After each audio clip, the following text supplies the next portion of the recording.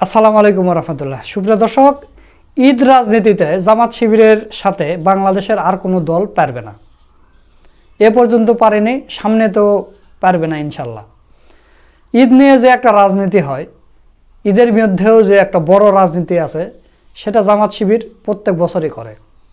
আপনারা গত ভিডিওতে দেখেছেন যে ইসলামী ছাত্র শিবির কি একটা আয়োজন করেছে। মানে এটা সম্পন্ন হোক, আপনারা ঈদের দিনে দেখতে পাবেন। মানে বাংলাদেশের রাজনীতি একটা তোলপাড় সৃষ্টি হয়ে যাবে। আপনারা দেখেন 20 থেকে 40টা গরু কুরবানি করবে শিবির।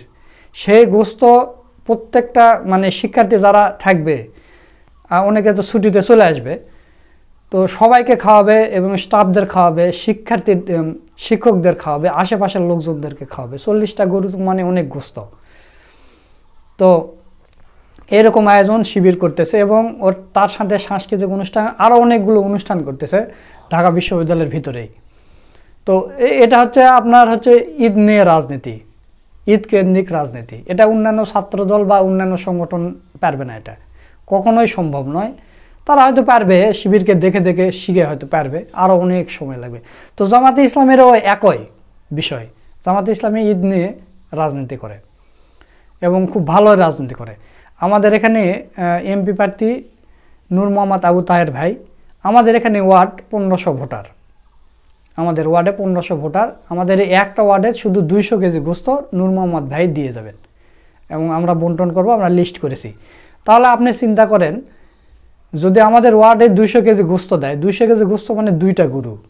100 কেজি গোস্তের গরুর দাম মোটামুটি 80,000 টাকা, 75,000 টাকা। তাহলে 75-80,000 টাকার দামের 2টা গরুর গোস্ত আমাদের এখানেই শুধু একটা ওয়ার্ডে দিচ্ছে। তাহলে তো আরও ওয়ার্ড আছে, আমাদের ইউনিয়নে তো অনেকগুলো ওয়ার্ড। তো প্রিয় দর্শক, এই ঈদ রাজনীতি জামাতে ইসলামের সাথে কেউ পারবে না। তো এই বিষয় নিয়ে গুরুত্বপূর্ণ আলোচনা করছেন আমাদের বড় ভাই মোহাম্মদ সোলাইমান। তো চলুন আমরা তার ভিডিওটা একটু দেখে আসি। জমজমাট ঈদ রাজনীতি, জামাত শিবিরের সাথে পেরে উঠছে না অন্য কোনো দল। দর্শক, ঈদ রাজনীতির একটা অনুষঙ্গ, যদিও এটা বেসিক্যালি এবাদত। এবাদতের পাশাপাশি রাজনীতি হতে পারে, কোনো সমস্যা নেই। এখন ঈদ কেন্দ্রিক রাজনীতি, রমজান কেন্দ্রিক রাজনীতি, এটা জামাতের একটা বিশেষ ঐতিহ্য। ইফতার রাজনীতি, এটা জামাতের আবিষ্কার। পরবর্তীতে ধীরে ধীরে সব দল সেটা গ্রহণ করেছে, কিন্তু এখন এটা প্রতিযোগিতা রূপ নিয়েছে যে কে কতটুকু আউটপুট পাচ্ছে, কে কতটুকু ঈদ, কোরবানি এগুলোকে কেন্দ্র করে, রমজানকে কেন্দ্র করে জনগণের কাছে যেতে পারে। এখন রোজার ঈদ গিয়েছে, এবার কোরবানির ঈদ। এই কোরবানির ঈদে খরচ বেশি। তো এখানে এখন পর্যন্ত ঈদ আসেনি, কিন্তু রাজনীতি যতটুকু জমে উঠেছে বা পরিস্থিতি যেদিকে যাচ্ছে, তাতে এটা স্পষ্ট যে জামাত শিবিরের সাথে কেউ পেরে উঠছে না। এভাবে ভোটেও জিতে যাবে জামাত শিবির। ঈদ রাজনীতির প্রতিযোগিতা যেরকম জিতে যাচ্ছে, ভোটের রাজনীতিও জিতে যাবে। আগের হিসাব নিকাশ নাই, আওয়ামী দুর্নীতিবাজরা নাই, এবার কালো টাকার দৌরত্ব কম। আপনি বাজার সিন্ডিকেট করবেন, জনগণকে জিম্মি করে কোটি কোটি টাকা ইনকাম করবেন, আর সেটা ব্যয় করে রাজনীতিতে খরচ করবেন, সেই সুযোগ কিন্তু কমে গিয়েছে। আছে, বিএনপি করছে অনেকাংশে, কিন্তু কিছুটা কমে গিয়েছে, যার ফলে আপনারা দেখছেন যে গরুর দাম তুলনামূলক কম। তো দর্শক, ঈদ কেন্দ্রিক রাজনীতিতে জামাত শিবির আগেই হিট করেছে। কিভাবে? যেমন ঢাকা বিশ্ববিদ্যালয় শিবির, চট্টগ্রাম বিশ্ববিদ্যালয়, তিতুমির কলেজ থেকে শুরু করে ঢাকার বা রাজধানীর বা সারা বাংলাদেশের সবগুলো ছাত্র শিবিরের শাখা এবং জামাত ইসলামের শাখা, জগন্নাথ বিশ্ববিদ্যালয়, সবাই কোরবানি দেওয়ার সিদ্ধান্ত নিয়েছে। তারা কয়টা দিবে এগুলো নিয়ে নানান গবেষণা। কোনো কোনো সংবাদ মাধ্যম বলে যে জগন্নাথ বিশ্ববিদ্যালয়ে শুধু 9টা গরু দিবে, ঢাকা বিশ্ববিদ্যালয় নাকি 17টা গরু দিবে, কেউ বলছে 34টা গরু দিবে, নানান কথাবার্তা। এদিকে বিশ্ববিদ্যালয়গুলোতে যারা তুলনামূলক গরিব কর্মকর্তা কর্মচারী আছে, তারা তাকিয়ে আছে যে শিবির এবার তাদেরকে গোস্ত দিবে। যারা জানেন না তাদের অবগতির জন্য জানাচ্ছি, যখন ঢাকা বিশ্ববিদ্যালয় শিবির কার্যত নিষিদ্ধ ছিল, তখনও শিবির কোরবানির গরুর গোস্ত কর্মকর্তা কর্মচারীদের কাছে পৌঁছে দিয়েছে। ছাত্রলীগের সেই দুঃসময়েও হলগুলোতে শিবিরে গোস্ত খায়নি এমন কোনো গরিব কর্মকর্তা কর্মচারী নেই, নিশ্চিত করা হয়েছে। ঈদে শিবিরে পাঞ্জাবি পায়নি এমন কোনো শিক্ষক নেই যিনি কমপক্ষে মসজিদে নামাজ পড়তে যান। বা শিবিরে পাঞ্জাবি পেলে ছিঁড়ে ফেলে দিবেন না, এতটুকু সহনশীলতা যার মধ্যে আছে, সে শিবিরে গিফট পেয়েছে। তো এবার সেটা প্রকাশ্যে হচ্ছে। এখন দেখেন, এই ঈদ কেন্দ্রিক রাজনীতিতে জামাত শিবির যে উদ্যোগ নিয়েছে, অলরেডি শিবির বিভিন্ন বিশ্ববিদ্যালয় কলেজে দাওয়াত দিয়ে দিয়েছে যে অমুক বিশ্ববিদ্যালয় কলেজের যারাই এলাকায় থাকবেন, ক্যাম্পাসের আশেপাশে থাকবেন, তাদের দুপুরের খাবারে দাওয়াত, দুপুরে খাওয়াবে, আবার যারা গরিব তাদেরকে গোস্ত পৌঁছে দিবে। এরকম উদ্যোগ অন্য কোনো সংগঠন নিতে পারেনি বা এত বৈধ সক্ষমতাও নেই। এবং শহীদ পরিবার সবার কাছে জামাতের কোরবানির গোস্ত পৌঁছে যাবে, এবং জামাতের মধ্যে যারা গরিব তাদের কাছে পৌঁছে যাবে, সাধারণ মানুষের কাছে পৌঁছে যাবে। এই যে মহা আয়োজন, অন্য কোনো দল জামাত শিবির ধারে কাছে আছে দেখাতে পারবেন যে অমুক দল এই কটা কোরবানি দিবে, এটা উদ্যোগ নিয়েছে অমুক, দেখাতে পারবেন? নেই। জামাত শিবির এগিয়ে গেছে, আগে ভাগেই হিট। মানে বিষয়টা এমন, রাজনীতিতে এরকম আলোচনা দেখছি যে শিবির কোরবানি দিবে, তা কোরবানির চামড়া এটা বিক্রি নিয়ে রাজনীতি করবে ছাত্রদল। তুলনাটা এভাবে করা যায়, শিবির হচ্ছে গরু কোরবানি দেয়, গোস্ত দেয় মানুষকে, আর ছাত্রদল হচ্ছে ওই চামড়া নিয়ে সিন্ডিকেট করবে যে চামড়া তুই নিবি না আমি নেব। ছাত্রদলের কোন গ্রুপ নেবে? বরিশাল গ্রুপ না ময়মনসিংহ গ্রুপ?